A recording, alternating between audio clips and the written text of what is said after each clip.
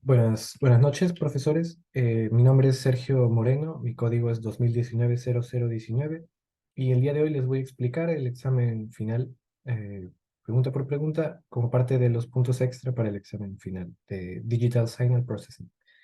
Para la primera pregunta, se nos da al principio el espectro de frecuencias de la señal en el punto uno, se multiplica por un tren de impulsos, lo que hace que los espectros se generen réplicas que se repiten cada 1000, que es en este caso cada 1000 Hz, ya que es en este caso la frecuencia de muestreo del tren de impulsos. Luego tenemos que se convierte a una secuencia discreta. En este caso se realiza esta transformación por 2pi entre T1 y tenemos omega en radianes que hace que se repita las réplicas cada 2pi. Luego se realiza el downsampling por un factor de 4. Tenemos que la amplitud era de 1000, ahora es de 250, un cuarto, y cada punto en los espectros de frecuencia de estos triangulares se desplaza por 4, su distancia por 4. Esto sería, si esto es pi medios, este punto sería a 2pi, ¿no? Se multiplica por 4. Y este punto que es pi cuartos se desplaza a pi. Entonces, este triángulo del espectro se repite acá, en esta siguiente figura downsampleada. En el caso de las réplicas también se desplazan, pero en este sentido, manteniendo siempre una distancia entre centro y centro de 2pi, pero en este caso que está downsampleada por un factor de 4 sería ahora de 8pi. Y entonces el centro de estas otras réplicas estaría el siguiente en 8pi. Luego se realiza el filtrado entre pi cuartos, entre menos pi cuartos y pi cuartos. Es sencillo, se mantiene, nos quedamos con esta parte del espectro. Luego se realiza el upsampling, por lo que la amplitud se multiplica por 2. Tenemos que era 250, ahora es 500. En el caso de, ya es, ya, los puntos que estaban en pi cuartos y menos pi cuartos se achican por un factor de 2, los dividimos entre un medio y nos queda pi octavos y menos pi octavos. Luego, al convertir de nuevo a tren de impulsos, hacemos que se vuelva a repetir cada 2000 pi. eh, y finalmente tenemos un filtrado que hace que corte las frecuencias más allá de 1000 pi. Por lo que si 1000 pi estaba por aquí, elimina las otras réplicas y nos quedamos solo con la del medio. Y este sería el espectro de frecuencias en el punto 8. Para la pregunta 2, tenemos que nos piden mapear los polos del plano de Laplace al plano Z. Tenemos las coordenadas de cada polo, por lo que primero usamos, según la primera pregunta, nos piden usar el método de invarianza al impulso. Usamos la fórmula, que es z igual a e a la s td, asumiendo un td de 1. Tenemos cada una de las ubicaciones en el plano S de cada polo y usamos la transformación para obtener esto, que nos da el ángulo y la magnitud de cada polo y vemos que están justo dentro del círculo unitario. Ahora usando el método bilinear, tenemos las mismas ubicaciones en el plano S, pero ahora para mapearlas al plano Z usamos esta transformación. Es 1 más STD entre 2, 1 menos S sobre 1 menos STD entre 2. Operando tenemos las nuevas ubicaciones de cada plano Z, cada punto en el plano Z, perdón, y vemos que también, calculando el módulo de Z1, que es el que está más alejado del centro, podemos ver que sigue dentro del círculo unitario, mientras que Z2, que solo tiene componente real, está en el eje real. Finalmente, la pregunta C nos pide verificar un valor de beta en el que se mantenga el mapeo de puntos eh, de un filtro estable en el plano S al plano Z. Para eso tenemos que asegurarnos que el módulo del de los polos en Z se mantenga menor que 1, se mantenga dentro del círculo unitario. Por lo que usamos en la ecuación que se nos da, pasamos esta parte a multiplicar, operamos, separamos al Z a la menos A Aplicamos el valor absoluto y tenemos esta equivalencia. Luego, ya que se tiene que cumplir para la estabilidad que sea menor, que el módulo de z a la menos a sea menor a 1, tenemos esta equivalencia, esta inecuación que nos da la restricción que debe tener beta si queremos diseñarla con esta transformación general. Para la pregunta 3 tenemos que determinar si el proceso z de t es un White-Sense Stationary. Para esto, primero se tiene que cumplir que la autocorrelación de z de t dependa solamente de una diferencia entre t2 y t1 en esta autocorrelación.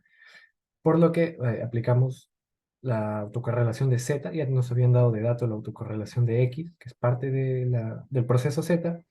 Hacemos la autocorrelación de z, operamos y nos queda el valor esperado de una constante más esa constante multiplicada por el valor esperado de x de t2, que se nos da como dato que es un proceso de media cero, por lo que el valor esperado es cero, igual con esta otra parte de x valor a x de t1 más el valor esperado de x de t1 por x de t2. Esto se nos da por la fórmula, que es justamente el valor, la autocorrelación de x, y tenemos esta expresión final que representa la autocorrelación de z, y depende solamente de una diferencia entre t2 y t1, por lo que cumple una de las condiciones para hacer White-Sense Stationary. La siguiente condición es que el valor esperado de z, del proceso z, tiene que ser una constante. Sacamos el valor esperado y por linealidad nos queda el valor esperado de una constante más el valor esperado del proceso x. El proceso x ya se nos había dado que era de media cero, por lo que el valor esperado de z es a, que es una constante. Entonces concluimos que z de t es un proceso White-Sense Stationary. Para la parte b, se nos da una función de respuesta al impulso y nos piden hallar el valor esperado de la salida del sistema, definida por esta respuesta al impulso. Se nos da que el valor esperado de la entrada es 2, se nos da el vector de la respuesta al impulso y nos ponemos a operar, ya que asumiendo que la convolución se cumple, las propiedades de la convolución se cumplen para un proceso estocástico, vemos que operamos el valor esperado, operamos la convolución dentro del valor esperado y separamos por linealidad. Esto nos da 0.2 por el valor esperado de esta expresión y así.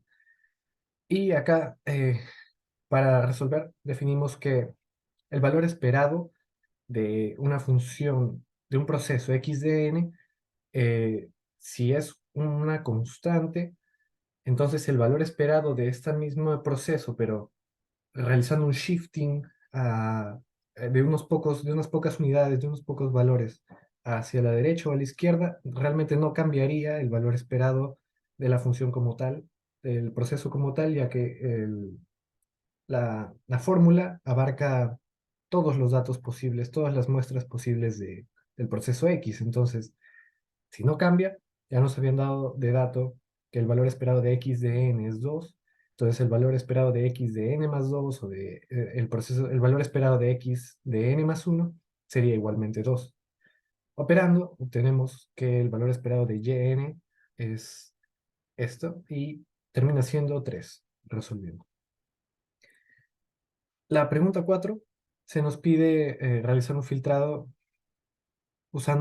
perdón, se nos pide realizar un algoritmo de predicción lineal usando usando el filtro, las ecuaciones del filtro predictivo, las iteraciones del filtro predictivo que minimice el mean square error. Usamos el algoritmo que habíamos aprendido en MATLAB. Entonces tenemos, para la primera iteración tenemos los coeficientes que empiezan siendo 0, 0. Tenemos el vector de la señal deseada, el mu de 0.75, el orden 2, y el número de iteraciones que vamos a hacer, ya que tomamos de 2 en 2, solo vamos a hacer 4 iteraciones. 1, 2,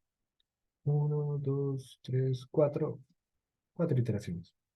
Entonces, tenemos que para la primera iteración realizamos el algoritmo, el algoritmo, una multiplicación matricial que nos da 0, calculamos el error, lo restamos, le restamos a este error el valor siguiente, perdón, le restamos el valor de la siguiente iteración, del siguiente elemento de, de la función esperada, de la función deseada, le restamos esta primera, el de estimado, calculamos el error, luego para actualizar los coeficientes le sumamos los coeficientes iniciales por, más el mu por el error, por los dos elementos siguientes de la iteración y nos queda el nuevo h actualizado. Luego eh, realizamos la siguiente iteración en la que tenemos de nuevo que calcular el d estimado, que es igual a los coeficientes de h calculados en la iteración previa por los dos elementos siguientes del- de la señal deseada, que ya que es de orden 2 cogemos dos elementos, calculamos el d estimado, restamos el valor siguiente de la señal deseada, en este caso si habíamos tomado estos, el -1 y el -0.6, tomamos el 0.3 y se lo restamos, le restamos el d estimado, calculamos el error, luego actualizamos los coeficientes de nuevo, sumándole 0.75, que es el mu, le multiplicamos el error y le multiplicamos los dos elementos siguientes, los dos elementos con los que estábamos trabajando, perdón, de la señal deseada y tenemos los coeficientes actualizados. Y así obtenemos los coeficientes óptimos que son 1.002 y -0.455. Eh, de ahí pasamos a la pregunta 5. Para calcular la resolución espacial aproximada en píxeles por centímetro, eh, podemos observar que si este cuadrado que observamos aquí es la imagen en píxeles que estamos observando aquí, entonces el espacio que ocupa el árbol es aproximadamente por acá. Entonces observamos qué partes de esta matriz tienen valores anormalmente bajos, que representarían una menor, eh, un valor más de colores más oscuros, de una escala de gris más oscuros, y son justo estos cuatro: 9, 9, 11 y 10.